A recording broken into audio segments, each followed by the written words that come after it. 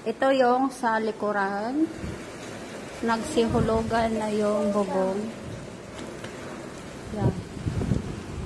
Nagsihulugan. Ito lakas na namin dito. Na actually, dito sa likod, hindi po mapalo yung hangin sa bintana. Pero sa harapan, oh, umaalog-alog yung bintana at saka portahan. So, nilagyan siya ni biyenan ko ng lalaki ng mga, tawag dito, mga ganyan.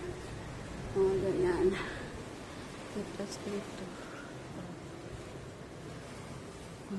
Sa mga kwarto din, nilagyan niya ng mga, tawag dito,